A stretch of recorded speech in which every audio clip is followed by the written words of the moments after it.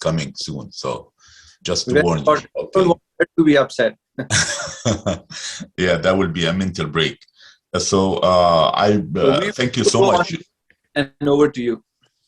Thank you. Thank you, brother. Thank you very much. Bismillah ar-Rahman ar-Rahim. This discussion today is part of an ongoing discovery process that I've been intrigued by extremely for the last 5 years. So I'm putting things together. So this is an ongoing evolutionary, so to speak, process.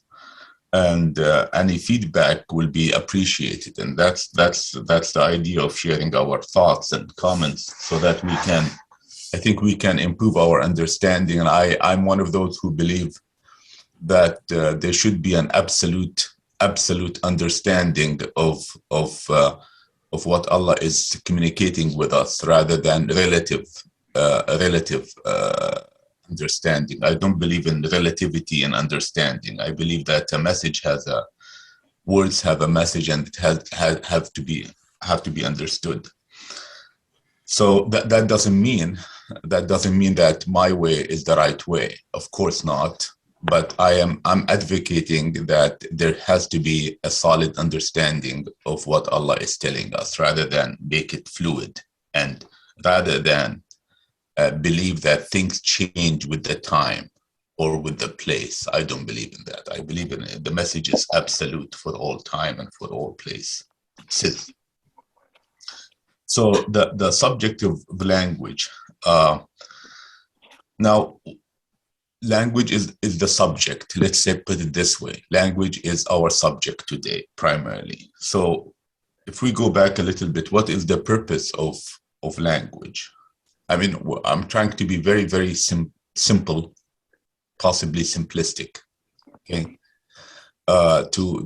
Without using big linguistic terms, just very, very simple, instinctive approach, if I may. So, what is the purpose of a language? The purpose of a language is communication. Is to communicate a message from one place to a person. From a book to a person, from a person to a person, and so forth. So we should not forget that it is to convey information. That's the purpose of language. It's not.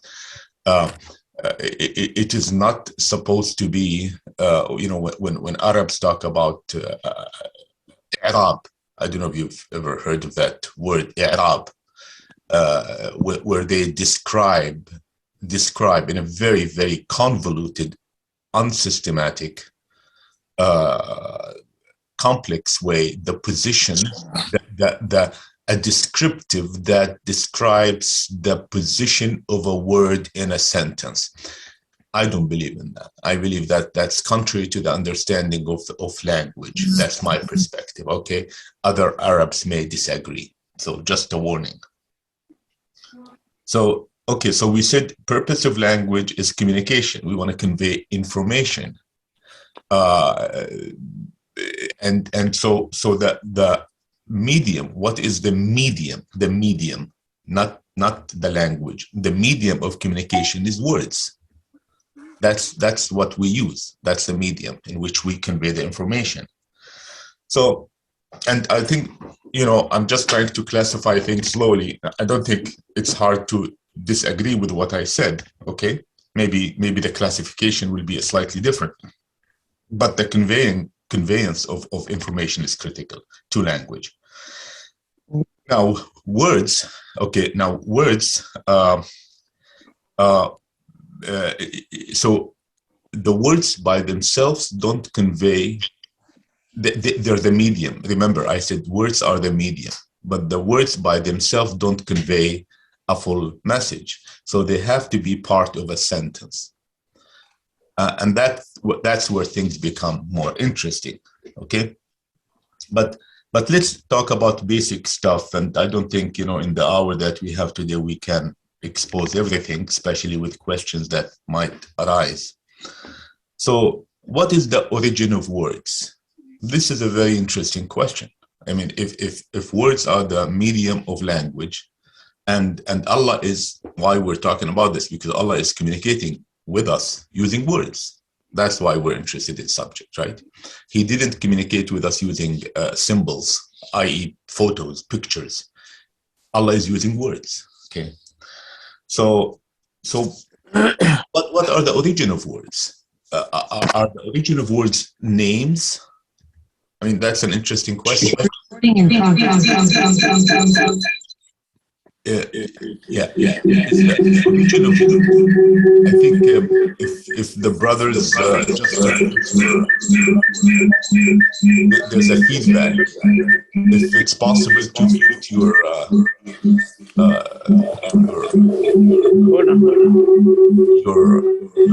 computer. Brother Javed, can you put it on mute, Javed? Okay, I'll mute. I don't think the noise is coming from here. Just in case. And brother Hamid, if you put it on mute, I think it helps because there's some feedback. All right. So the origin of words the origin of words can be names. I'm just thinking simply, or can be verbs, right? It can be names or it can be verbs. But I think that Allah solved this for us. Allah solved this riddle for us in that very, very famous verse in the Quran, Surah Al-Baqarah, Surah number 2, verse number 31. Before I go to that, surah, that verse. So we need to convey a message. We need names, we need verbs, and we need descriptives, adverbs, adjectives, and very important, we need connectors. We need to connect these two to get all of these things together, and that's what I define as logic. You know, some people sometimes argue with me about why do I say we need logic to understand the Quran or the Mus'haf. Very close people to me disagree with me. They say, no, we need the Quran first and then logic, because I think many people do think that logic is what the Greek philosophers came up with. No, I don't believe in that. I believe that logic is simply the connectors. And that's why the most powerful thing in our society nowadays, computers use logic, and, or, nor, not, right? Just for. So if we cannot understand what is the negation not means, then how can we understand anything? How can we communicate? If we cannot understand what wow means, and, or ow, or, I don't think we go anywhere. So that's what I mean by logic, okay? I'm not saying that one should take a first-year course in college to understand. That's a different type of logic, okay? That's more advanced, but I'm talking about the very, very basic, primitive logic. Names, descriptives, verbs, and connectors, okay? So, but the question is, because we're heading towards the message here today is to understand the Quran, or the Mus'haf, aka the Quran,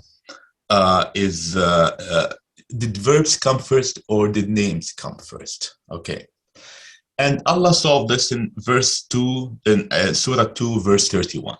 وَعَلَّمَ آدَمَ الْأَسْمَاءَ كُلَّهَا ثُمَّ عَرَضَهُمْ عَلَى الْمَلَائِكَةِ فَقَالَ أَنْبِئُونِي بِأَسْمَاءِ هَؤُلَاءِ إِن كُنتُمْ صَادِقِينَ. Okay, very, very powerful verse. And this verse is part of 3 important verses, okay, that are describing not an event, describing a process that probably took years and years, okay? Because when Allah says khalaqa, always Allah is referring to a process.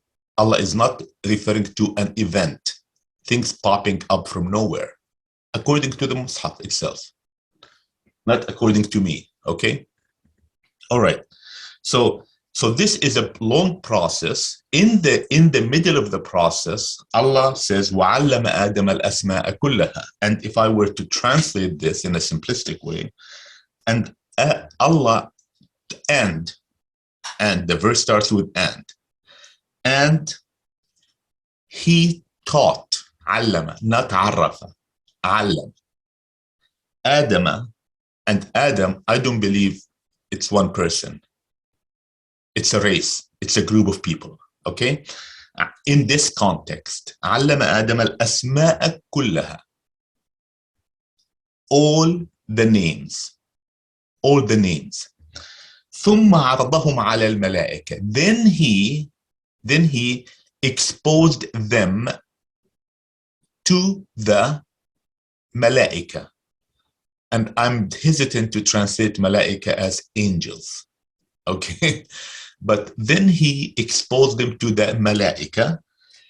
فقال.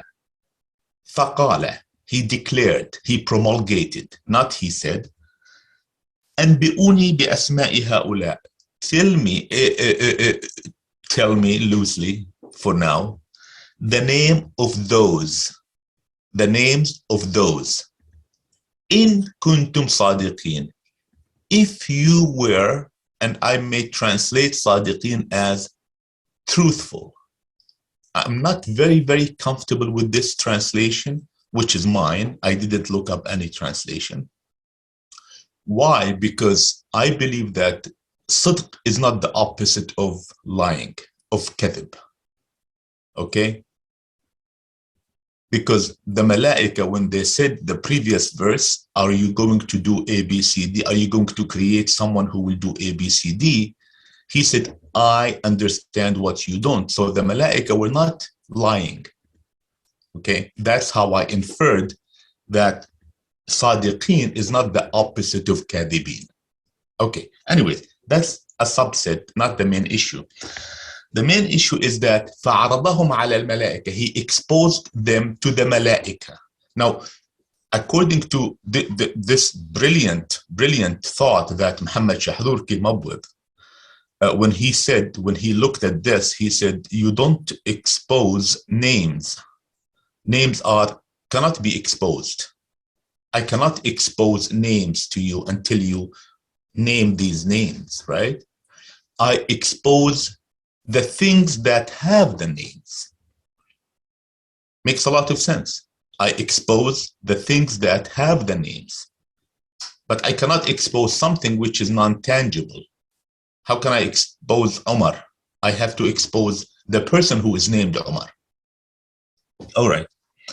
So now we go to with this verse. This verse, it's projected to us in the traditional, in the most of the traditional. I cannot say all. I haven't seen all, but in the most traditional, prominent tafsir books, as Allah is sitting. You know, there's a gang, people, not gang, sorry, but there's a group of people who Allah is one of them, and He's telling them, do this and do that. And then according, I believe, to Ibn Kathir, he started saying, oh, this is a dog, repeat after me, this is a dog, this is a mule, this is a cat, and so forth. So, I mean, such a profound, very profound, and very, very originating verse had been trivialized as such. But of course, we're not here to criticize tafsir, but I'm just giving you a snippet of how some people, some of the most prominent mufassirin looked at this and dismissed the deep significance of this verse. Deep significance. So now, how do we understand the deep significance of this if we focus on the fact that Allah is saying allama Adam, not arrafa Adam? A big, huge difference. Arrafa to identify. Okay, ta'rif is identification. Ta'lim or ilm is a completely different story. Is teaching, is to be taught, is learning, is to understand. It has to do with cognition, with understanding something, the essence of something. Just like there's a difference between someone who knows chemistry knows chemistry versus someone who is alim, ya'lam al-chemistry. Okay, there's a big difference. And how do we know that there's a big difference? From the Qur'an, from the Mus'haf. That's how we know. And this is a subject that I see sometimes people react to it. They're saying that, you're going into philosophical things. Absolutely not. It's extremely essential. This classification is huge, is important, because it answers so many questions. But so we cannot brush aside that allama means arafa. No, allama is a process of teaching. So when Allah allama Adama, allam mankind al-asma, so we have to reflect on that. How can I present to you Brother Javed, and I say, well, he's Brother Javed. Now you know that his name is Javed. That's all. If I now, that's way different from what we're talking about here. It's completely different. If Allah, through a process that took many, many years, most likely many hundreds, I don't know, thousands, he taught humankind the names. So what does that mean? How can I teach a name? So there must be a connection between the name that eventually was taught and that entity that is named. There must be a connection, and this reminds me of, okay, but before I go to that, what do we take away from this message? We take away from this is the key point. We take away from this message is that humankind were taught the names using, if I may say, a language, right? Using a language. So far, so good, right? Humankind were taught the names of things using a language. So languages, multiple languages? No, it's one language. Okay. Now, could it be that this language is a natural language? Because according to everything that Allah does, as far as I know from the Mus'haf, is a natural process. The creation is a natural process. The creation of the universe, our creation, it's all a natural process. And these natural processes so far are the most superior. In fact, the most advanced engineering is only mimicking these natural processes. For those who worked with optimization, engineering processes, they relate to that. Most advanced mimic these natural processes. So this language, okay, must have evolved naturally. For instance, according to, actually, this is a beautiful subject. We don't want to get into it, how things evolved, but according to one of the great scholars who passed away, Egyptian, Mustafa Mahmoud, when he classifies so many words in Arabic and he connects them to feelings, So, for instance, just a few examples. Khawf in Arabic is fear. Kha. Look, you act like this when you say khawf. You start with the letter kha. Kha. I'm scaring probably the person who is in front of me when I say kh. Absolutely, it's an act that is trying to scare someone else, and not just that. So khawf, according to some very interesting Arabic research in the origin of languages, the words developed by connecting letters. Kha implies something, fa implies something else, and they were connected. Okay. So if it's really interesting, if you look at many bad words, or I shouldn't say there's no such thing as a bad word, but words that denote or designate negative things, let's say, or bad things, have the kha in them. Amazing. I can list many in Arabic. All have kha. Khamaj, khal, khala, mkhammaj, mkhammar. And they're bad words that I don't want to say in front of everyone too. It has to do with, what comes from our body and so forth. All of them have kha. Whereas ha is a soft letter. Hub, love. Hamim, close to me. Hilu, sweet.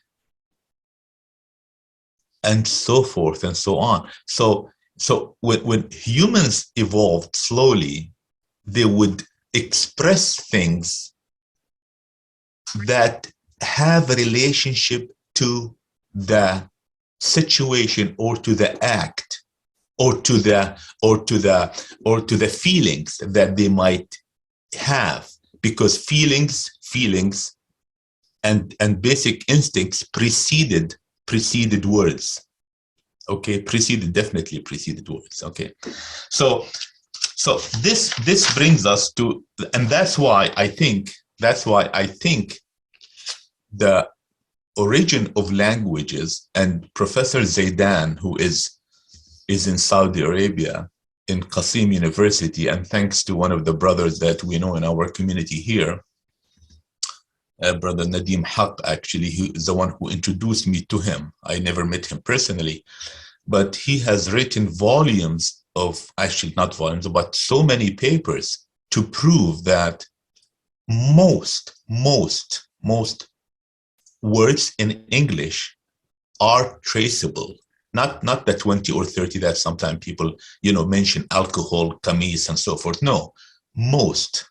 And he categorized them into legal terms, family terms, sport terms, education terms, and so forth. He traces them to Old English, Latin, Greek, and eventually to Arabic, which was amazing. I looked at his research. I have saved many of his papers. I can share them with anyone who is interested. It's really a phenomenal research. And of course, other scholars have talked about what they believe is that the origin of all languages is Arabic. Now, we know that there's a lot of politics to marginalize Arabic from this and disconnect it, and not connected to Indo-European languages.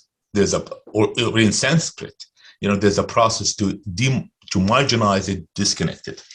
All right. Now, if we, just before I go further, if we were to ask ourselves, is the origin of words, names, or verbs? I think Allah solved this for us in the verse that I just said, وَعَلَّمَ آدَمَ الْأَسْمَاءَ كُلَّهَا. And from names, then verbs extract.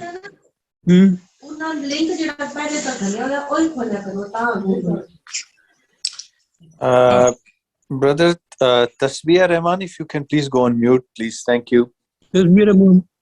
Okay. Now, and just to give you a very interesting example, by the way, this is a theory that had been sidelined for a while, and people right now are going back to it. And some very interesting expositions have been provided on YouTube, how many words are made in Arabic by connecting two primary concepts. Okay, just to give you a very quick example, intahar in Arabic means committed suicide, right? Intahar is committed suicide. Tasbih Rahman, if you can please go on mute. Apna zara mic mute kar le, please.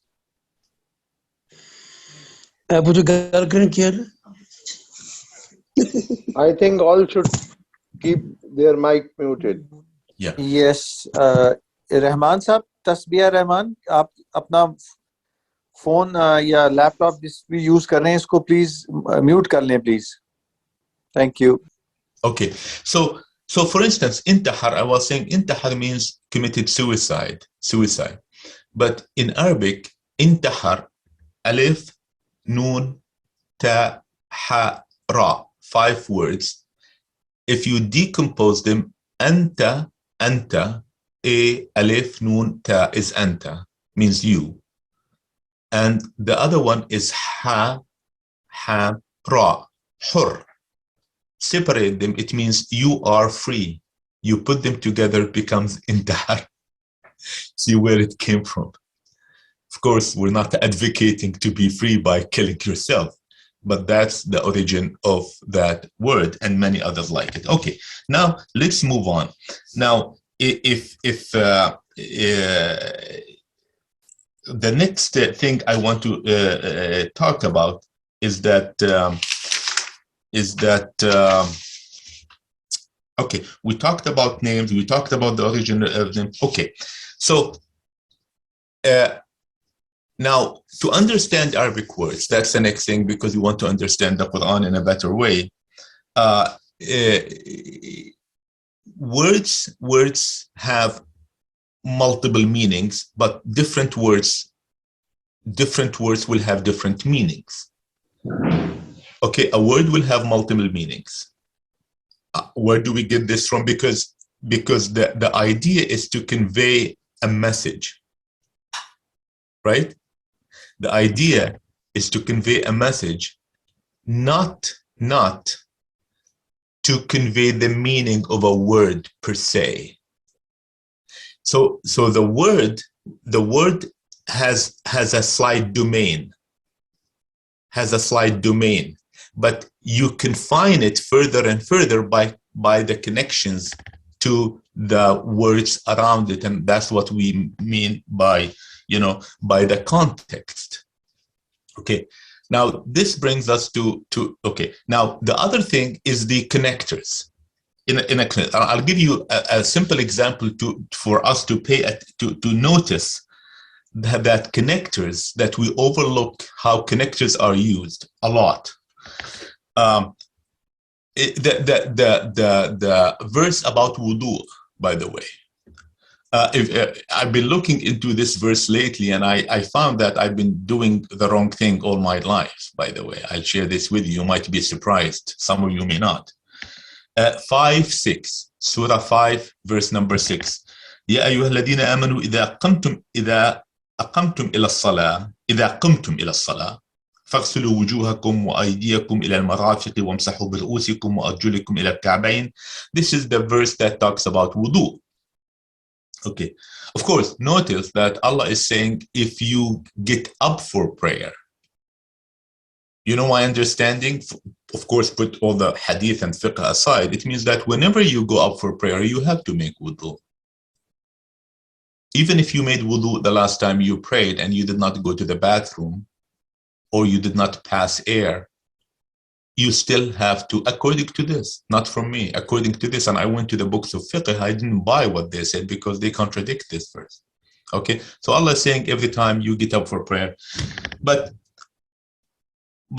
Allah is, then Allah says, وَإِن كُنْتُمْ جُنُبًا, وَإِن كُنْتُم, then he starts talking about specific cases. Okay, start talking about specific cases. I'm not interested in analyzing this verse right now. I'm interested in Allah when Allah says وَإِن, not فَإِن.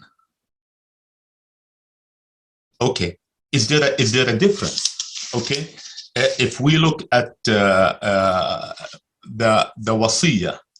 wasiyah verse 44:11, I think 4:11. النساء is 11, yeah, verse 11. يوصيكم الله في أولادكم للذكر مثل حظ الأنثيين. And by the way, this is a very, very interesting verse that we till now don't understand it. Can you believe it? Till now, look at what the Mufassirin said. This is about inheritance. يوصيكم الله في أولادكم للذكر مثل حظ الأنثيين. Allah is asking you, this is about the inheritance, that when you divide the inheritance لأولادكم في أولادكم, in your offsprings, للذكر, for the male, the same as the provision or hadd. Hadd is not luck, but let's say the provision of unthayain, two untha. Now notice he's talking about jins, al-jins. He's talking about gender, a class. He's not talking about man and a woman. There's a difference here. He's talking about gender. But what is interesting, without going into this interesting topic of inheritance, Allah is saying, then فَإِن كُنَّ نِسَاءً فَوْقَ إِثْنَتَيْن فَإِن كُنَّ نِسَاءً فَوْقَ إِثْنَتَيْن. Why in the other verse, al-wudu, he says, وَإِن, and right now he says, فَإِن.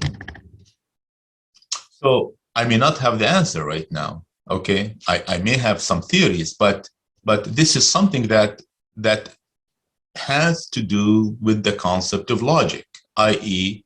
paying attention to these connectors. And I think there's a huge difference from fa'in or and wa'in.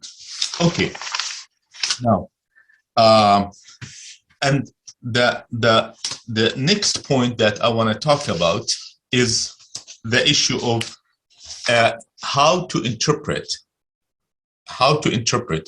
statements in the Mus'haf that are truisms versus commands, or versus injunctions, or versus things that are commendable to do, or requests. There's a critical difference between the two. Okay, how to differentiate between truisms. So, for instance, لا إكراه في الدين قد تبين الرشد من الغي. I don't remember the number of the verse. لا إكراه في الدين, but very, very famous one, right? لا إكراه في الدين قد تبين الرشد من الغي. There's no compulsion in religion, loosely translated. Okay, no compulsion in religion. But the question is, many interpret it as don't force others into a new religion. But it is not enforcement here. It's a truism. It's an absolute piece of truism. Okay. Another one, and then I'll make a comment on both. Another one, another very, very so-called controversial. There's nothing controversial in the Mus'haf, but another interesting one. الرجال قوامون على النساء بما فضل الله بعضهم على بعض. I think this is 434. Very, very, contentious. Okay. الرجال قوامون على النساء.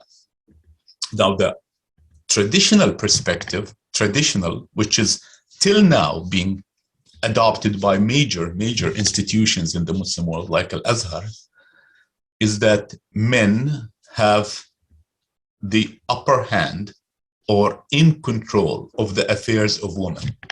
الرجال قوامون على النساء. Okay, but wait a second. Allah didn't say, "O men, be قوامون على النساء," right? He didn't. So this is another piece of truism.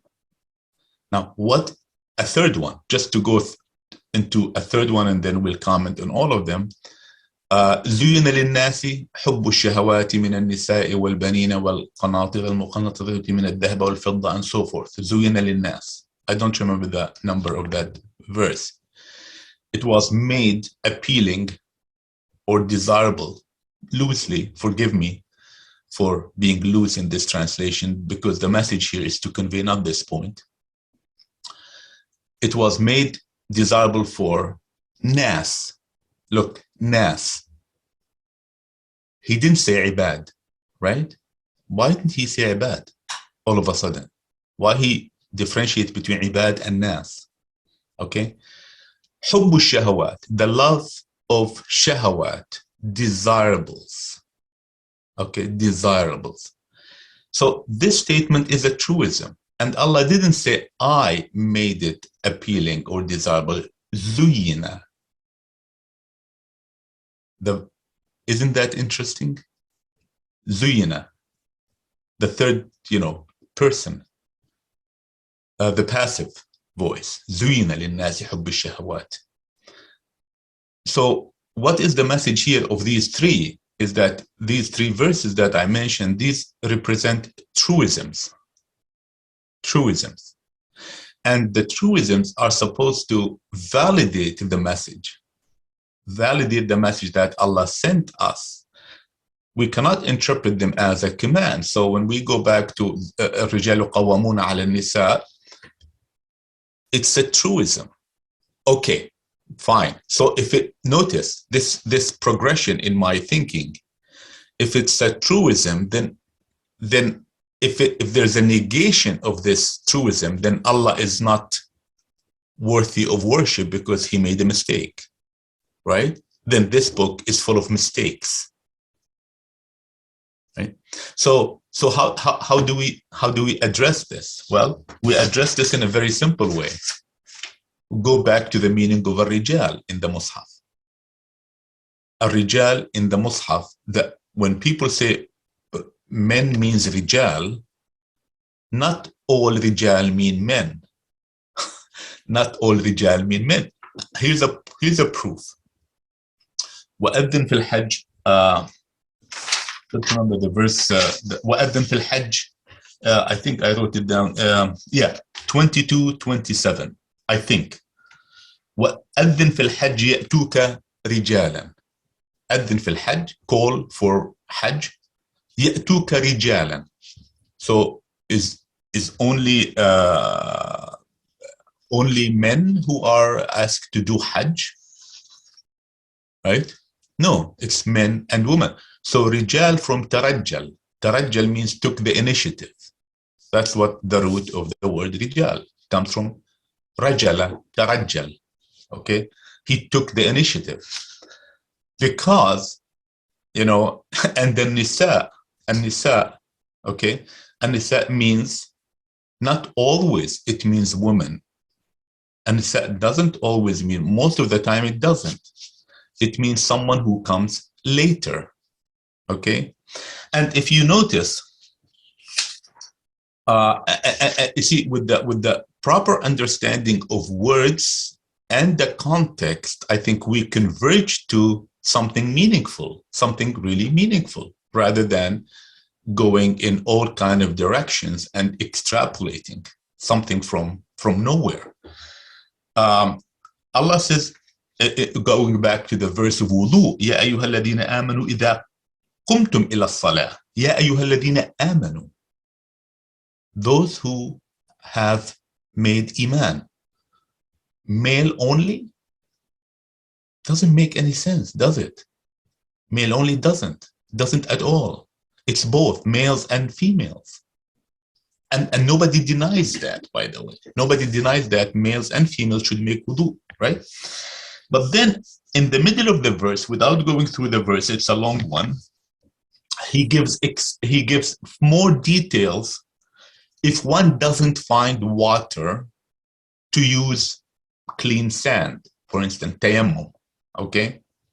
Clean sand. Allah says, or أو لمستم النساء. What does that mean? لمستم النساء. How can a woman have to make ablution using tayammum, rather, sand, if she touches other women? So what does لمستم mean? And what does النساء here mean? لمستم, I don't think that anyone has given me a satisfactory answer. But النساء, لمستم النساء. So those, what does nisa mean here? I really don't know, frankly. I don't know the context. What does it mean here? Okay. In other words, if I touch my wife, then I have to do the tayammum. If lamastum is touching, but he didn't say zawjatakum. How about my daughter? Lamastum an-nisa, right? And if someone says that lamastum means intercourse, that's different from other places in the Mus'haf. Mubashara, that's mubashara, okay? Right? When he says what you can permit it for you the night of fasting. Lamastum is not mubashara. Okay. All right. So, and of course, now we can go to that verse, الرجال قوامون على النساء. الرجال قوامون, those who have the initiative, are always have the upper hand over those who don't, who are behind, right? Those who have the initiative are the ones who are ahead of the others. It makes a lot of sense, doesn't it? Because this is a truism.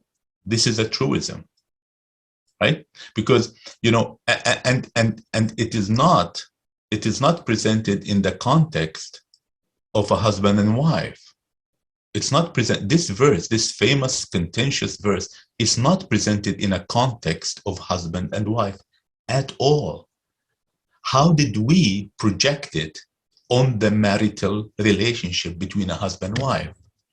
Doesn't make any sense. Okay. All right. There are many interesting things to talk about, but I will probably stop right here, and maybe we can have discussion and some interesting thoughts and questions from our brothers and sisters who are joining. Okay, brother Aisan. Very interesting, as always. Very thought-provoking. I think you left us to really think and do more research, and I jotted down, I think if not all, then most of the ayats, which maybe you can also later on share, so we can, you know, each one of us can go through them and do more research. So I'll open the forum for any questions. Anybody? I think Brother Sarfraz Karni has his hand up. So Brother Sarfraz, please go ahead.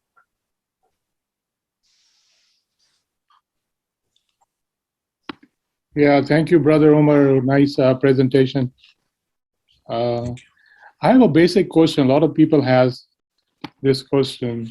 Can I, Brother Sarfraz, can I just ask, is it possible to see you while you ask? That will make the session more interesting. Well, I'm drinking which I'm not paid for. Okay, I think we blocked you intentionally. No. Okay, let me, hold on just a second. It's you know, with the social isolation, and then we have even Zoom isolation. That's too much, right? No, that's fine. Okay, yeah, a lot of people ask this question about the Arabic and learning Quran and understanding Quran. So the basic questions they always have there, you know, can we understand the Quran without understanding the Arabic language? Okay, and also the other point you mentioned in your lecture, the conveying the message is important. Conveying the concept is important, what I understand. So you think that the concepts are clear, the language should not be a burden, or is it still important to learn Arabic language to really understand the concepts in the Quran? Sure. I had a very similar conversation with Brother Ibrahim just a few days back. If I want to go to China to study engineering, okay, I don't think I can get away without studying calculus. Impossible. And we're talking basic calculus. We're not talking advanced calculus. Okay. Right. Mm-hmm. So, and of course, few basic things in physics and so forth. It's impossible. I challenge anyone to show me an engineer who is certified by a public authority, you know, or any governmental organization to build a bridge or a building that does not have an engineering degree. So, and I personally studied 4 or 5 years of intensive engineering and mathematics just to be a graduate of engineering, not to be an engineer. To be an engineer, you have to be certified and you have to work in a company. Just to graduate with a bachelor degree. Okay. Now, people used to say, and I'm one of them, by the way, to say, oh, but you know, Arabic is really a difficult language. it's a structural language. It's different from all other language. It's the medium. It's the natural medium. It's a natural medium. You see, there's a history to the schism that has to do between people, Arabs and others, because we went over this. I will not bore you with it, but Arabs started monopolizing this Arabism. And by the way, I'm so happy. There's a very important part of my notes that I didn't go through. So it was the last page, but very important, but I will go through it soon. Arabic is something fundamental, is really fundamental. When you hear young Chinese people right now in their 30s, fluent in Arabic, because that was the last frontier. I used to always say, but the Chinese have a hard time pronouncing. Pronouncing something, frankly, I don't care about it, and that's what the Arabs have made the pronunciation an integral part of Arabic. No, it's not. It's not. The meaning, dalala, the meaning of a word is the key. Whether you say Rahman, Rahmun, Rahman, the meaning of it, the concept, X plus Y equals Z, a very simple algebraic equation. The Arabs have a certain pronunciation of the X, the Chinese have a certain pronunciation, but they all understand that this symbol implies something. Okay, so there's no, okay, so Brother Ibrahim the other day was telling me, do Arabs have an advantage? I said, not necessarily. From my own experience, Arabs do, i.e. those who grew up with the Arabic tongue, do not necessarily have an advantage. Okay, do not. Now let's go to the Quran. Okay, Quran never use the word Arabi, by the way. Can you believe it? The Mus'haf never used the word Arabi. Arab is a completely different concept. Let's not get into it. Arab. Okay, I can if you want. But Arabi, look, Allah says in 2:12, Inna anzalnahu Qur'anan Arabiyan. Look, the Quran. Remember, I always emphasize the Mus'haf. I use the word Mus'haf. I don't use the word Quran. Quran is a subset of the Mus'haf. Okay? Allah says Qur'anan Arabiyan. Arabic, and Arab means something which is pure, regenerative, youthful, perfect. Okay? That's what Arabi means. Arab is something that is trying to mimic that. They're trying to come to it, but they're not. They are less. They're faulty. Okay, that's what Arab means. Now, let's look at 1337. وَكَذَلِكَ أَنزَلْنَاهُ حُكْمًا عَرَبِيًّا وَلَئِنِ اتَّبَعْتَ أَهْوَاءَهُمْ till the end of the verse. Now Allah is talking about hukum. Is hukum Quran? No, hukum is not Quran. Allah says, I gave certain prophets, and I'm rephrasing, al-hukma wal-nubuwa, and something else, al-kitaba wal-hukma wal-nubuwa. So, okay, so we cannot say al-hukma is the same as Quran. This is the second verse. 21:13, Surah 20, Allah says, وَكَذَلِكَ أَنزَلْنَاهُ قُرْآنًا عَرَبِيًّا وَصَرَّفْنَا فِيهِ مِنَ الْوَعِيدِ لَعَلَّهُمْ يَتَّقُونَ أَوْ يَحْدِثْ لَهُمْ ذِكْرًا وَكَذَلِكَ أَنزَلْنَاهُ قُرْآنًا عَرَبِيًّا. And we have revealed it an Arabic Quran. Language has nothing to do there. Language has nothing to do with the Quran. The presentation is a different story. جعلناه قرآنا عربيا. Okay. 39:28. قرآنا عربيا غير ذي عوج. قرآنا عربيا غير ذي عوج. Let me clarify myself. I said something very quickly. Allah never referred to people as Arab. Okay. Sorry if I made a confusing remark earlier. Allah didn't refer to people as Arab. None. but he refers to what? Quran as Arabi. Okay. 41:3 فصلت آياته قرآنا عربيا لقوم يعلمون. فصلت آياته قرآنا عربيا لقوم يعلمون. قرآنا عربيا. 42:7 وأوحينا إليك قرآنا عربيا. Again. 43:3 look, إنا جعلناه قرآنا عربيا. جعلنا, we transformed it into Quran Arabi. Okay. 46:12 كتاب مصدق لسانا عربيا. Look where the lisan comes from. In which context? Lisan. Lisan, the best way to translate lisan is language. The best. In 46:12, Allah says, كتاب مصدق لسانا عربيا لينذر الذين ظلموا. لسانا عربيا. Expressed in an Arabic tongue. Okay? And the last one, 26:195, كتاب من المنذرين, but the verse is بلسان عربي مبين, reference to the book, Al-Kitab, not Al-Quran. Okay? So that answers the question. You touched upon something which is important. That answered the question, what is Arabic? But the medium of the Quran, the most important thing is to understand the concepts. Whether you, brother Surprise, is very, your tongue is so wonderful that you can pronounce everything is secondary. I had a hard time pronouncing certain letters in Arabic long time ago. Okay, I worked on it and I improved, but that's not the point. Okay, one can be deaf and understand that what does X plus Y means. One can be deaf.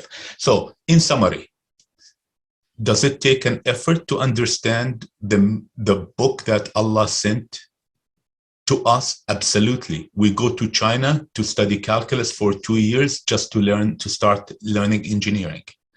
The State Department people send, the U.S. State Department, they send people to Jordan and Tunisia. I think they used to. And they spend at least 2 years in very intensive courses in Arabic, okay, so that they can understand how to communicate with Arabs. So we don't give it that priority. We don't, and we should. But you see, the effort that we put our kids into memorizing and reading Sahih al-Bukhari and all of this, fraction of that effort, if we put it in understanding the meaning of the Arabic words, and there's no escape from that, in my opinion, because it's a natural medium. This is the concept of what's natural is so powerful. I'll tell you just briefly before we go to Brother Ibrahim, if I may. I'm so intrigued by the concept of natural. I mean, if you look at the B-2 bomber, the Americans have this B-2 bomber, and if you look at the cross-section is the cross-section of a bird. Okay, it's a bird, all right? So with all the advanced technology in the US, they had to go back to the cross-section of a bird. Okay, I can go on and on and on. Okay, I give talks in engineering, and my philosophy, which I borrowed from a great professor who taught me electromagnetics, he passed away, he was Chinese, is that you do the exponential style. His philosophy when you teach something is the exponential style. Very, very easy, slow at the beginning, and then boom, you go fast. It took me a while to realize that learning style is powerful because it's a natural thing. The exponential is a natural process in our world. Okay, that's how bacteria grows. That's how so many things happen. Anyways, I think Brahim, I went too much, but Brahim has a question. Thank you, Dr. Omar. Thank you.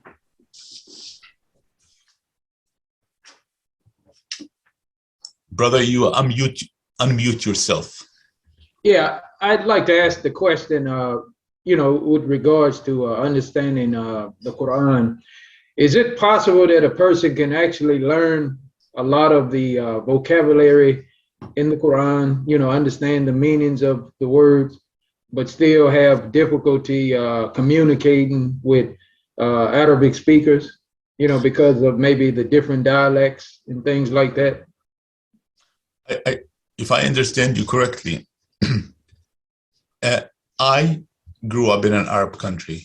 Okay, I spent many years of elementary schooling in Arab countries, and then in the last 10 years, I found out that wow, I really don't know Arabic. I'm honest about it. It doesn't take away from me to be honest about this. I found that they never taught us the meaning of words. They taught us grammar. Who cares about what they call i'rab? If you ever pick a book about i'rab, trash it. Absolutely, just put it in the trash. I challenge anyone here to show me part of any curriculum in a Muslim or Arab country, any curriculum that includes a section on the meaning of words. I challenge. It's an open challenge. It's interesting that you say that. I have a very good friend of mine. He kind of mentioned the same thing growing up, from like in an Arabic speaking country, that, they really were not taught, like the meanings of words. I'll tell you something interesting, Brother Ibrahim. I think you will be amused, all of you, by this. They started teaching a book about the meaning of Arabic words at the end of the 1800s, okay, beginning of the 20th century, in Al-Azhar, dalalat al-lugha. And guess what? This is a true story. There was a revolt amongst the professors of Al-Azhar. You know what they said? They wrote a memo. They said that it is teaching our students ill manners. And you know what? They took that book away. And you know what the ill manners exemplified in what? The students started asking questions. The students did not start using vulgarity. No, the students started asking questions. Because the very simple thing, how many verses do they forget about the ones I listed at the very end, which are to be included? But if we were to ask, wait a minute, النساء زين للناس all حب الشهوات من النساء. This is an open declaration for the permissive to make lesbianism permissible, because nisa, woman, right? Right? Because nisa is women are part of nas, and if nisa is to be interpreted as woman, oh my goodness, wow, this is scary. You see. There are other issues we can talk about them, but I don't want to elaborate further. Yes, brother. Yeah. So with that, speaking of that particular ayat, portion of that ayat, so what exactly is that? Is it saying? Which one? The one that you're speaking about, like where it says, like if you have touched nisa. I just last week I looked into it because I'm just revising. By the way, they used to tell us that if you make wudu, and let's say you wore socks while you did make your wudu, next time you pray, you don't need to take the socks off. You just swipe on top of them. I said, where in the world did they bring that from? Imagine. The idea is what? The idea is there's a maybe spiritual, but there's a cleansing message. I'll talk about myself, not you. Okay. If I'm all day in a sneakers, my feet will smell awful. Right. And it's okay for God, for God, that's okay for God, but not for others. So what does it do if I swipe? Then I stopped doing this long time ago. I didn't believe in it. I take my socks off and I clean my. Yeah, I never believed that either, because also, like speaking of wudu. But I didn't make my point, if I may, just to make my point. My point is that I started looking into the verse of wudu very carefully. And then I said, wow, wait a minute. Allah says, whenever you get up for prayer, then make wudu. It makes a lot of sense. It makes a lot of sense. And, you know, and then I said, wait a minute, maybe I'm missing something. So I went on the web to search for the fiqh, the so-called fiqh of wudu. I mean, for God's sake, you know, cats know how to clean themselves, and they made a fiqh out of it. I mean, this is ridiculous. That's why people don't get attracted to Islam with this kind of presentation. You know, cats always clean themselves, okay? But the point is that I went back to the verse and I said, wait a minute. What they say in the fiqh books is different from this. Because the fiqh books, they jump into, oh, the Hanafi said, the Maliki said, oh, and you know, and the other thing is that, now that you touched upon this, why do we second guess Allah? I mean, I'm surprised. Why do we second guess him? Allah says, fassala. In this book, he made clear classification. Why do we second guess him? Mm-hmm. Right? It's simple. It's very simple. But going back to this verse, what is lamastum an-nisa? If any brother can shed light on this, please let me know. How can al-mu'mineen, which includes men and women, what does it mean when the woman lamastum an-nisa? See, so this takes us to extremely important point, and that is understanding the meaning of words. Extremely important. You know, lately, I'm a strong advocate of the freedom of thought. Lately, unfortunately, on the web, you have some outlandish, bizarre interpretations of the Quran. Absolutely outlandish. And I go, by the way, we talked with Brother Sarfraz without mentioning name about who's coming up with these things, but I take the effort, like I spend hours to listen to these, and I found them to be completely unsubstantiated. And it's creating a confusion amongst many people who at the end of the day say they will forget it. I'm going to follow the traditional narrative, you know, like one of the, anyways, we won't go into some of these. Yeah. Brother Hamid, sorry. Yeah, assalamu alaikum. Alaikum salam. As you started discussing the origin of the language, what I think I mentioned that before, who is the writer of the Quran? Is Allah. Is that okay? You mean the author? Author, the writer, the author, Mus'haf, is Allah. Is that right? Now, the Allah is omnipotent, omnipresent. Make sense? And if Allah is omnipresent, the Quran is omnipresent. Make sense? So if the writer is omnipresent, the Quran, the Mus'haf, the hukm is omnipresent. Now, obviously hukm is Quran or Mus'haf because Allah says we gave some mutashabihat and some muhkamat. So which are the same muhkam, which is hukumat, which is hukm. And we gave it to all the prophets, the Nabuwwat, hukm, and the kitab. Kitab is the main thing which he has given to all the prophets. Now, Quran is an attribute of a kitab, right? Torah is an attribute of kitab. The Burhan is an attribute of a kitab. Like God has attributes, same way the Al-Kitab has attributes, which is Burhan, which is Nur or Hukam, or all those attributes of the Quran, like God has attributes. So now if the God is omnipresent, so the book is omnipresent and the language is omnipresent.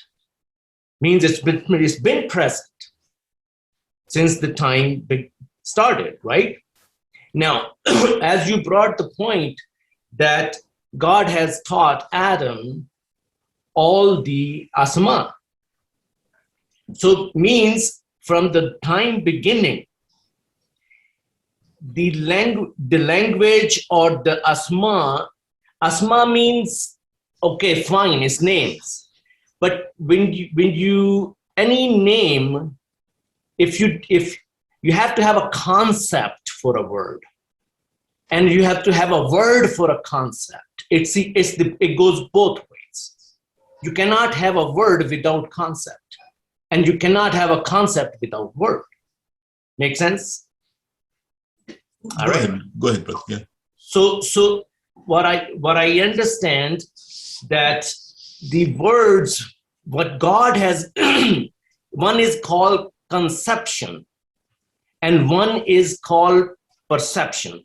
So when we perceive something from the outer world, which is given to us, let's say you give me your name, Umar, that is my perception to perceive by my senses, by hearing it. But then I take that ism into my higher machinery, sama basar fuad, and convert into my conception. So you, if you don't convert into your conception, then it's useless. God has given us the machinery he said, do not take as is anything. Do not follow the things which you don't have ilm for yourself. Ilm means you take that perception and then utilize your own machinery, because those machineries are accountable. We will ask about sama basar fuad, have you used them? So you convert that perception into conception. Once you make your own concept of any perception, then it's yours. Otherwise, it's somebody else. When I listen to you, I'm listening your words, but putting into my higher machinery, and I'm making my own conception. Make sense? So now, if God is the omnipresent, Quran is the omnipresent, the language is an Arabian, Mubin. That is God's language.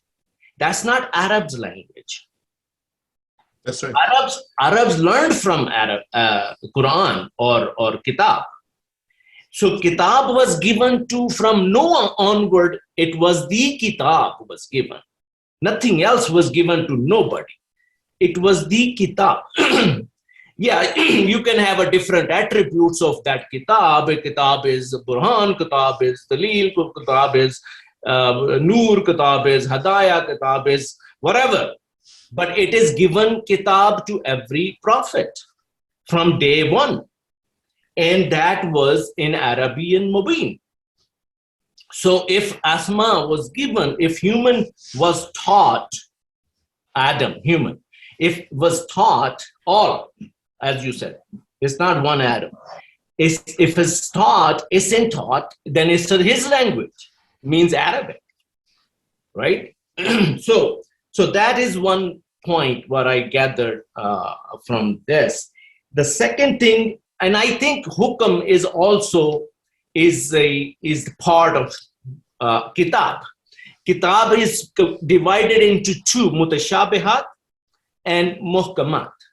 So muhkamat are the one al kitab, which is the essence and the foundation of the book, which is the laws of the book. And mutashabihat, which is the simile, which is the, this is talk about the universe and yourself, so you keep exploring it. Those are mutashabihat. That can change with the human intellect. As human intellect grows, mutashabihat will change, the growth, okay? So that these are the points. Oh, the other point you mentioned, very interesting. when you said muzakkar and muannas, nasa, unsa, what I gather is a little bit different. Let's say if I am, right now, I am a muzakkar and you are a muannas, because I am the one delivering. Muzakkar who does zikr, right? So I am the deliverer, you are the holder. So you are a muannas. Muannas means one who holds the burden. Like female holds the burden of a child. And muzakkar is one who's delivering, and the other, if I'm delivering the speech, I am the muzakkar and you are taking the speech as a burden to understand it. Is that right? And you are the muannas. Muannas doesn't mean a female. Not necessarily. Yes, it could be a female too. But because she holds the child, the burden. So, but in a broader term, one who's a deliverer and one who's a receiver in a broader term. But we made it like, oh, you female and male, but that's not true also. Like you mentioned in the nisa doesn't mean always a woman, and rijal doesn't mean always a man. Make sense? So these are the points what I picked up. And I think if you have any comments on that. Sure. Yeah, because, and the other thing what brother asked, Kearney, that we need to learn Arabic to understand the Quran. I think it's very, very crucial. You cannot understand the depth of any concepts if you don't know the language of that. Basically, you can understand probably by learning the words, but if you are living in China, as you said, to understand deep Chinese concept, cultures, you need to understand Chinese. Otherwise, you can't. You probably can communicate with them. You probably can talk to them or understand by reading, but you cannot deeply understand that culture or that. So to understand Quran, I think Arabic language is the most important thing to understand first. Yeah. I fully agree that just that's good that you seconded that. That's very true. I believe so. I just want to make a comment about Dhakar and Untha. That's very interesting. I haven't really looked into it in further detail, meaning that I have not classified all the words in the Mus'haf that have Dhakar and Untha. A few things that come to my mind, but we can look at them later. There were some verses where you can, if you look at deeply, I believe you will. And once you see the unsa or muzak, let me tell you, when God says, you wish for yourself being a muzakkar, and you're telling me I am oneness, unsa. Yeah. That's not true, because I am the one talking to you. You're supposed to be listening to me, not you talking to me. So sure. I would say that, I concur with you, is that this is the importance of understanding the meaning of words. Understanding the meaning of words. And of course, we can think of Surah Al-Imran when Maryam says, فَلَمَّا وَضَعْتُهَا قَالَتْ رَبِّ إِنِّي وَضَعْتُهَا أُنْثَى وَاللَّهُ أَعْلَمُ بِمَا وَضَعَتْ وَلَيْسَ الذَّكَرِ كَالْأُنْثَى. So my point is that it's really worth classifying these. My approach is that I try to extract information and conclusions from the Quran as a primary source rather than as a secondary source. Yeah. But before we go to brother, there's a brother who was asking a question. Let me just make a comment on something that I believe is very important. We can leave the the concept of muhkam and mutashabih to a later discussion, because I think that that's worth, because of the controversy around it, we can dedicate maybe a discussion to it because of its importance. But I have a different perspective on that. But what I want to comment on is that I find that we have to really be careful about attributes and names. That's very, very important. Al-Quran is not Al-Kitab. No. Al-Quran, Al-Burhan are the attributes of Al-Kitab. Not at all. Not at all. Not at all. Not at all. And that's what I believe. And because when Allah says, ذَلِكَ الْكِتَابُ هُدًى لِلنَّاسِ, and then ذَلِكَ الْكِتَابُ هُدًى لِلْمُتَّقِينَ, and then in another verse he said, Al-Kitab, Al-Quran, هُدًى لِلنَّاسِ. Huge difference, number one. So the Kitab is a subset in that context, and that is for Muttaqin only. Al-Quran, which has laws, nature, universe, is for all people, linnas. So I think we really have to now. But how do, the question is, but we can differ. But we can. But let me just. There's a verse in the Quran where God says, mentioning all the 19 prophets' names, and then said, we gave them the book. Sure, but I know, but if the question is, what's an attribute? How can we tell? Because many Muslims believe that Allah has 99 names. I don't believe in. No, that's not true. Okay. So there are many attributes, and there are names. Okay. One of the names is Ar-Rahman. Okay. So how do I tell? And this is how I develop this. How do I tell if something is an attribute or not? I can say, for instance, Brother Mumtaz came. That's a name.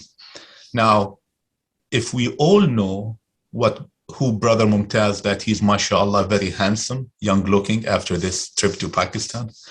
If we say the handsome man came, the handsome man came, I mean, only few of us, only if we knew in advance that the handsome is Brother Mumtaz and no one else, which is not true, Brother Mumtaz, then we understand that attribute is referring to that man. However, generally speaking, if I say the handsome came, it means nothing. It means really nothing. Right. So I have to say Mumtaz the handsome came. Big difference.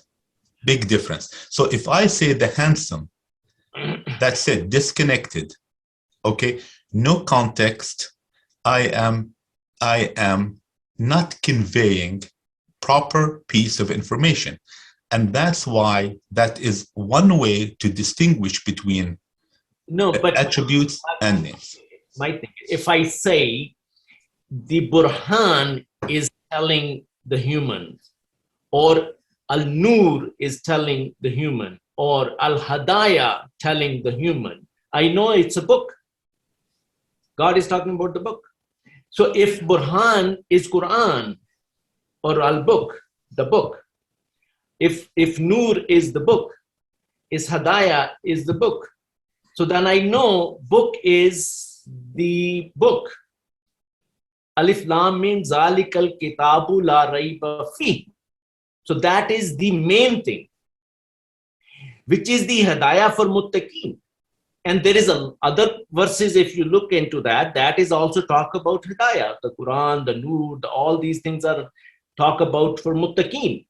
So basically, the first verse he used is Zalikal Kitab. This is the book. And book is given to all the 19 prophets by giving names with all the prophets, from Noah all the way to Muhammad. And then it says the book, the Nabuwat and the Kitab was given to them.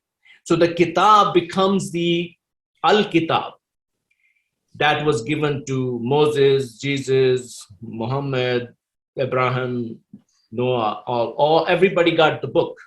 actually. So I think this is how what I understood is, and that is the dalil, that is the burhan, that is the nur, that is the daya, that is the, other things. Yeah, well, these are good perspectives. I think there was a brother, it says, I think he disappeared. He had his hand up, but I think he did not, he lost patience.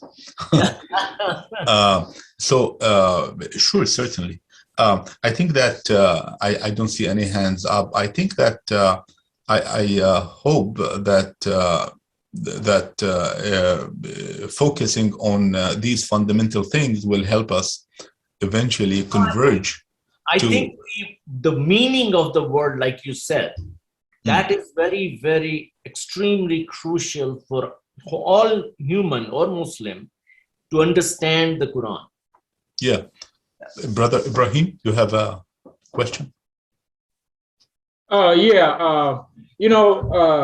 As far as like, I agree that like studying the Arabic, is no doubt is crucial, to understand the meanings of the words in the Quran.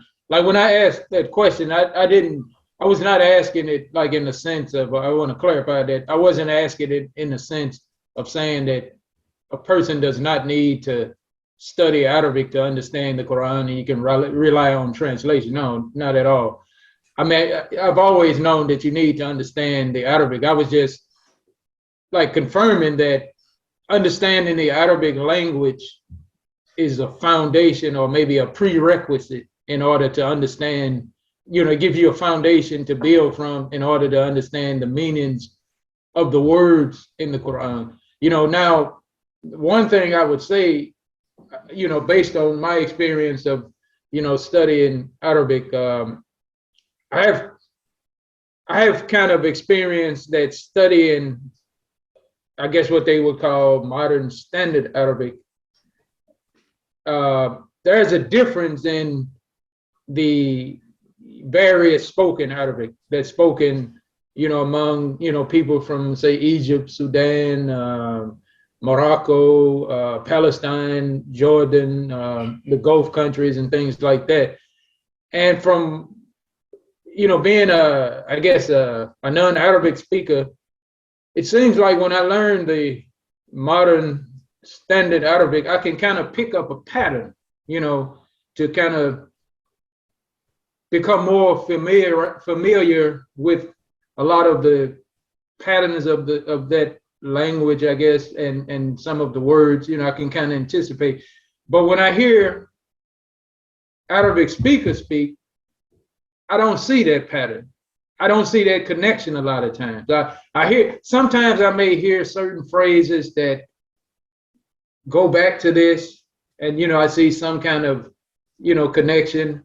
But when I hear like people, from the different Arabic countries, or Arabic speaking countries speak, I don't see a continuity.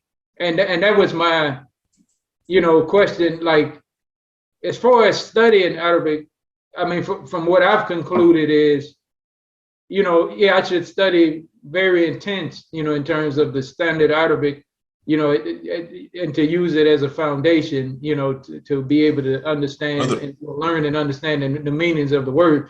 But at the same time, I feel that I cannot gauge my progress based on whether or not I'm able to pick up a conversation of two people that may be from a Gulf country, or maybe from Morocco, or maybe from Egypt, or wherever. Sure. I've come to that conclusion.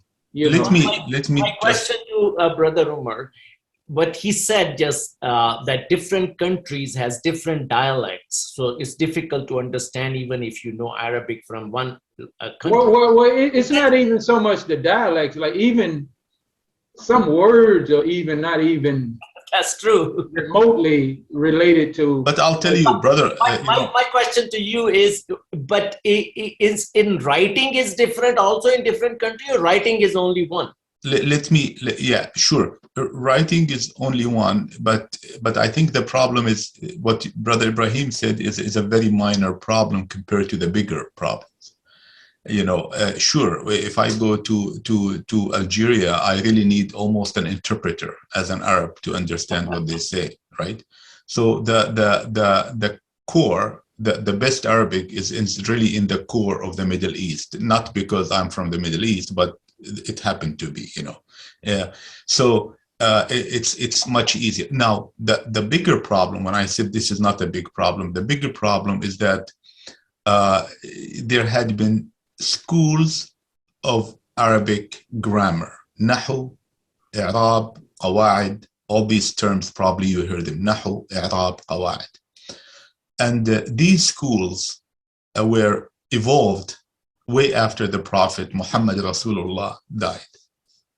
Okay, so they try to, we don't know, as I always say, I'm not going to put the framers of these schools on trial right now. We have no, I mean, we have historical records, snippets from here and there, but there were major schools, about 7 or 8. I have a book, actually, I got a copy of a book, very important book, that list these schools. It was difficult to find, but I did find it, a PDF version.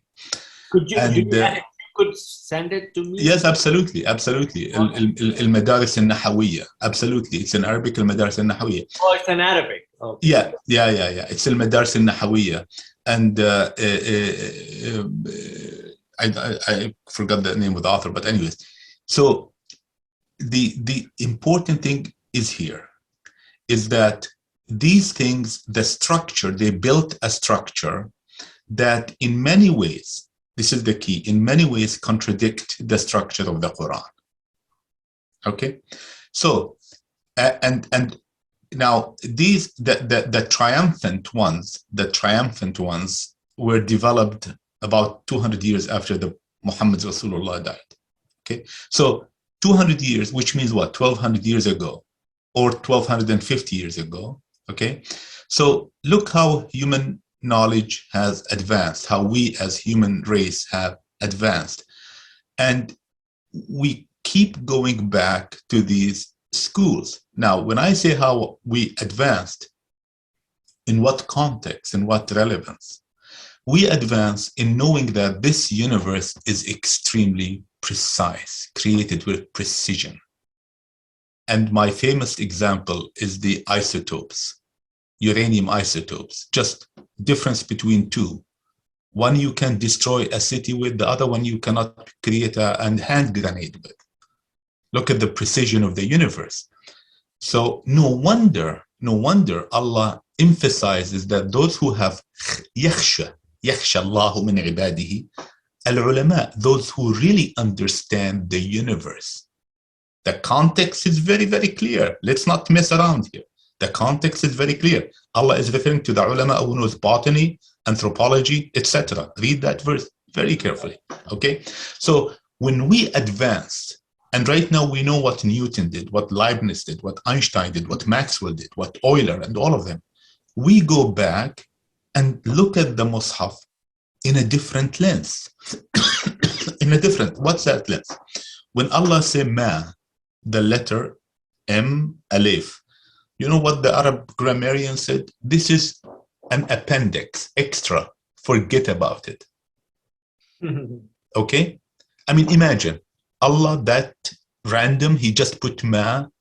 Others say, oh, to emphasize. Others say to diminish. Anyways, but so our advancement in knowledge in all sciences, underline that, makes us look at things different from the Sibawayh who lived 150 years after Muhammad Rasulullah died. Okay, so that is the crux of the issue, is that we don't have, our structure, the language structure, is not based on the natural language that Allah archived for us. He said, hey guys, look, this is the standard. Now this brings us to something I think is very, very important. And that is, I discussed it with you very briefly, but I can expose a little bit. I'm sorry, Sarfraz, just a second and we'll get to you. I saw your hand. I hope you're not tired. It's just an icon.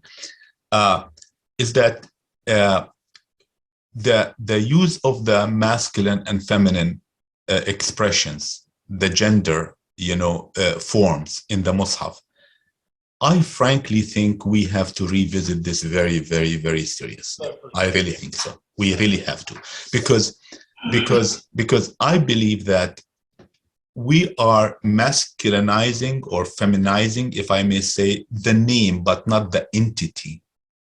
There's a huge difference. The name versus the entity versus the core. So when we say رجال, أذن في الحج يأتوك رجال. So I am referred to, okay, suppose only women came to Hajj, okay? Then they are rijal. And those rijal, I refer to them using the masculine form. But the core, their core is females. So I think that this is something we really have to pay careful attention to. And I've been looking into it very, very carefully lately. And this might have very, very serious implications. If I may say that Allah, we refer to him using the masculine form. But we know Allah has nothing to do with masculine or feminine. So it is just a name. So the masculinity, if I may say, or the femininity, in as far as names and grammar is concerned, is only referring to the name rather than. Yeah, you know, you can see that even in, like, for an example, in the Quran, when it mentions the shams or the qamar, you know, I believe it's the shams, it uses the feminine hiya, and with the qamar, excellent point, brother. Excellent point. And of course, you know, the sun is not a female. A very good point. Thank you. And what is the sex of the sun? Exactly. Right. Exactly. So I think it's more trying to emphasize a very certain good point or strength or something like that. And it's not to say that females are stronger. I mean, males are stronger, females are not, you know, strong. But I think in the you know, it's just an emphasis on, you know, when it uses the word huwa or hiya, it's kind of emphasizing a point about something, you know. Sure. Brother Hamid, you don't mind we go to Sarfraz and then go to you, if you don't mind. Brother Sarfraz? Yes, Brother Umar, when you started the lecture today, you gave a verse, Surah Baqarah 31. So I just want to have a question on that. When you say, give me the names of these, I mean, what things we are talking about here? What Allah referring to? Well, if we look at the verse very carefully, Allah says, وَعَلَّمَ آدَمَ الْأَسْمَاءَ كُلَّهَا. You know, it's a great question. The only answer I can give is that if we refer to عَلَّمَ آدَمَ الْأَسْمَاءَ كُلَّهَا. So, عَلَّمَ آدَمَ, he taught Adam, the race, all the names. But the question, the key point here is not عرف. You know, is علم. Does that mean that Adam became knowledgeable of how to name things? Do you see علم آدم الأسماء كلها? Right. كلها, all of them. Okay, so it's a deep verse. It's a deep verse that has to do with our linguistic, you know, roots. علم آدم الأسماء كلها. علم آدم الأسماء, all the names. So we know that it makes so no it sense. It could be like all the signs. But it's asma, not ayat. Ayat. Okay. You see, asma. Al-musamma, you know, I mean, the Mus'haf talks about these things carefully. Brother Hamid, yeah. In the Quran, it says that God has taught Adam or human how to tame the dogs, right? Allama, the same words he used there. So that doesn't mean he literally was sitting next to you and teaching you. No. Of course. He has given you the faculties. He given Adam a faculties so he can understand the universe bits by bits with the time evolving.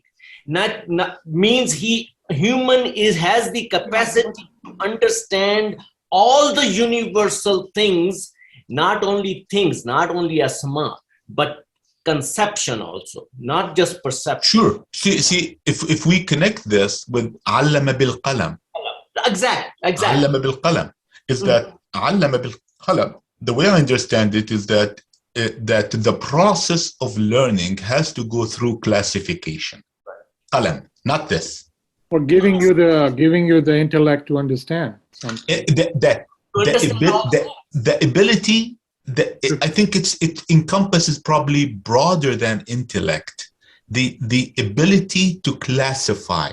The ability to classify from which we can deduce knowledge. That is correct. But I think we all can, we might have some variance in our perspective of these verses, those three in Surah Al-Baqarah, but I think we all agree that it's so powerful. It has to do with the origin of language and the origin of names and the origin of communication. It's that deep. Yeah, I think that it's really like giving the human being the capability to like have like certain ideas. First of all, understand certain ideas and concepts. Exactly.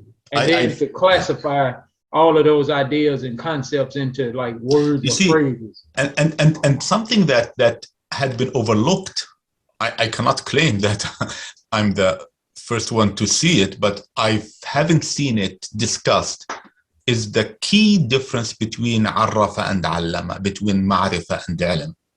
This is a game changer if we recognize that, because it's a huge game changer. When Allah says fa'alima, Allah is talking about himself. He says fa'alima. Then he understood.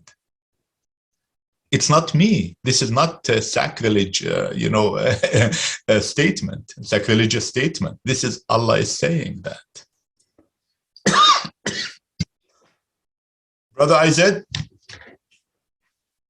are you there or you went for some tea? No, I'm here. Very interesting question answers. I think,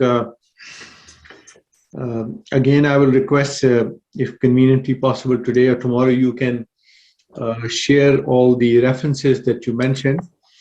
That will be very interesting. I think sometimes the discussions and the dialogues leads to a lot of clarity, and sometimes maybe more thought-provoking references that one needs to go back and look into more. My own humble understanding has been, whenever I read the Quran or Mus'haf or Al-Kitab, each time it gives me more clarity, or sometimes more confusion and more thought-provoking questions. So it's very interesting to have such good researchers and scholars like yourself and Dr. Hamid, Mia, and very, very interesting discussion, I must say. Can I say just a quick word? Please go ahead. I think that the nice thing is that we do have sometimes a strong convergence on certain ideas, and sometimes we have divergence on some points. But the very positive and encouraging thing is that I think that if we stick to three things, I think eventually, maybe not necessarily right now, it's impossible right now. If we stick to three things, I think we can get somewhere. And the number one is that the reference for us, the primary reference, is the Mus'haf. That's number one. Okay. Sure. It's something that Allah says there's no contradictions in it. Okay. And Allah says outside of it, you will find many contradictions. That's number one. And through two is that we really need to focus on the meaning of words. And three, the primordial elements of logic. That's all. sometimes we disagree on certain things because of lack of time. Because of the lack of time, we cannot, expose everything that we have in our back mental yard.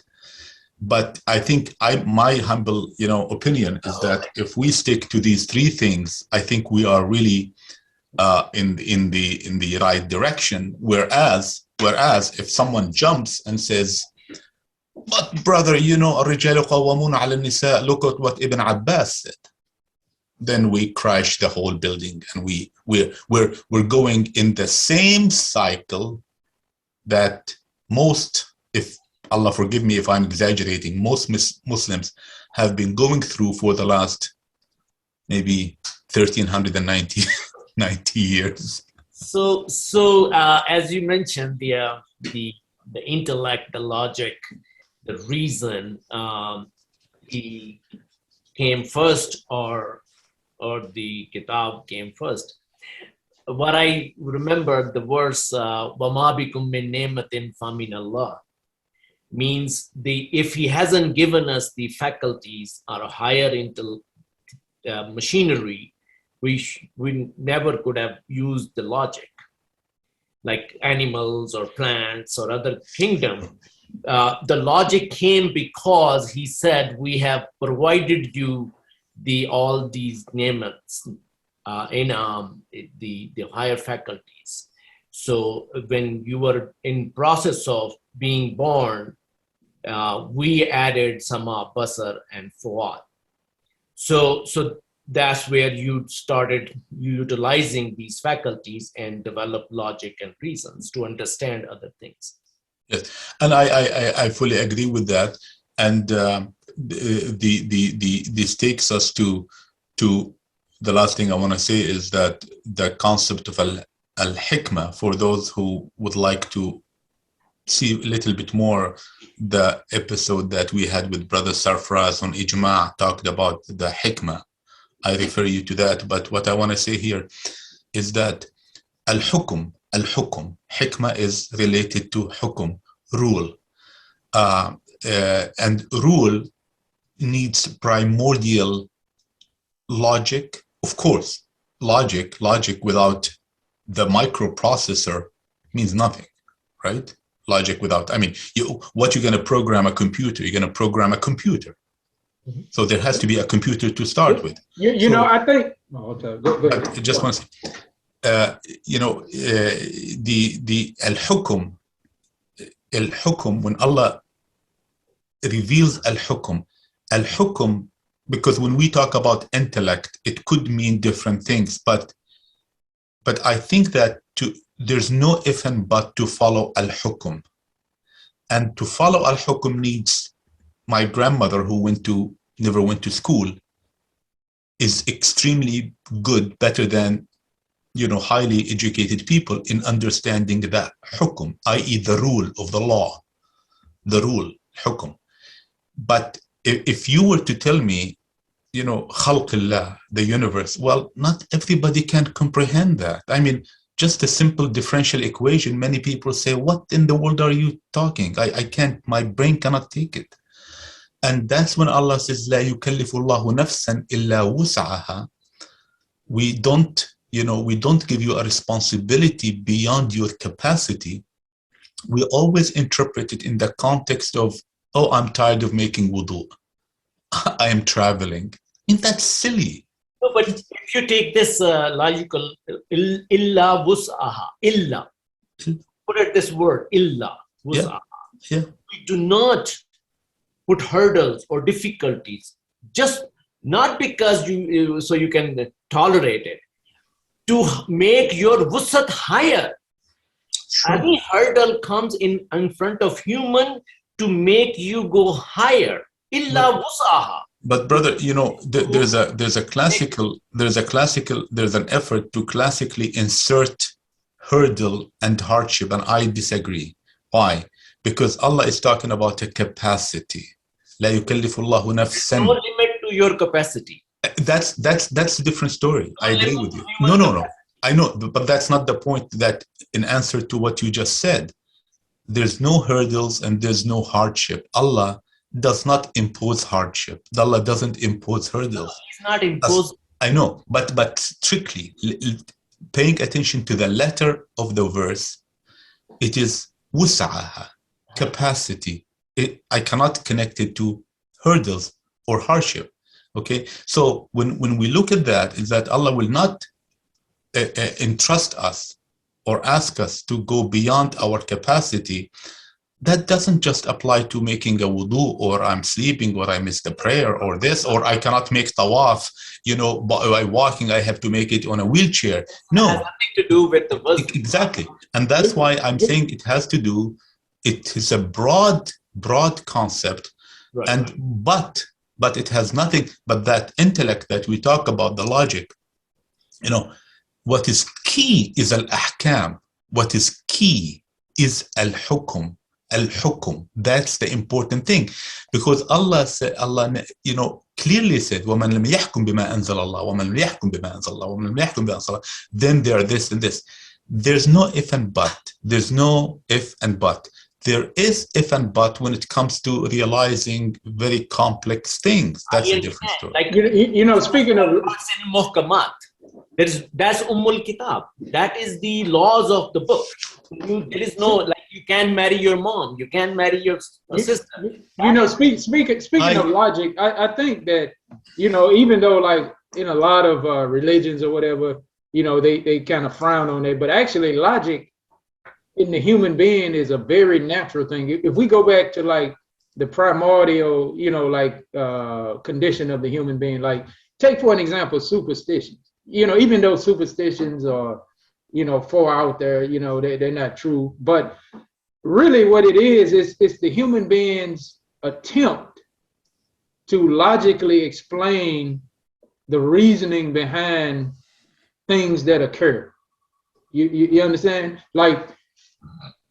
They're wrong, but for an example, if a certain situation happened that may have been misfortunate or whatever, and a person happened to be wearing a certain item of clothing or something, and they look at that and say, this item of clothing is bad luck, or vice versa. If a person is in a good situation and something good happened while they happen to be wearing a particular item of clothing, they say this is their good luck clothing or whatever.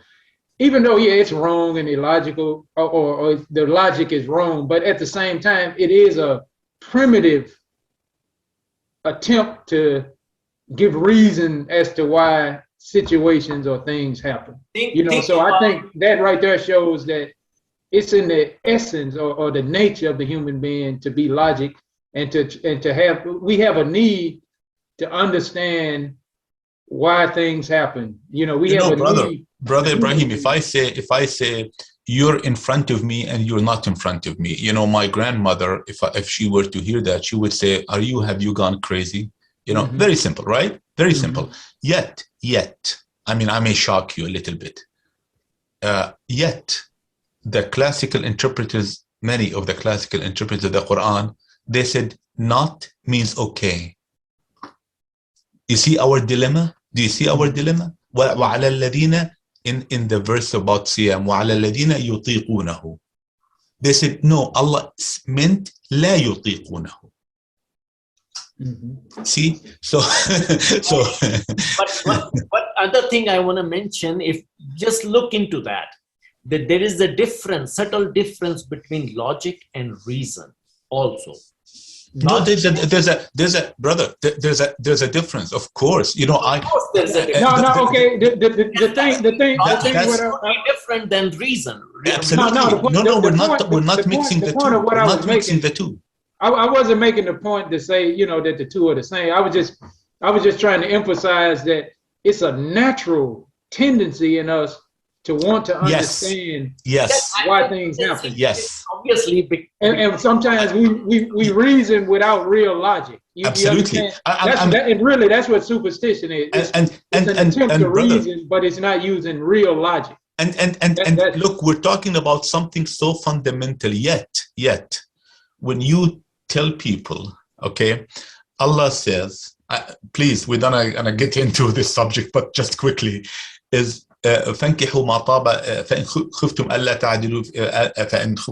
تعدلوا في اليتامى فانكحوا ما طاب لكم من النساء مثنى وثلاثا ورباع.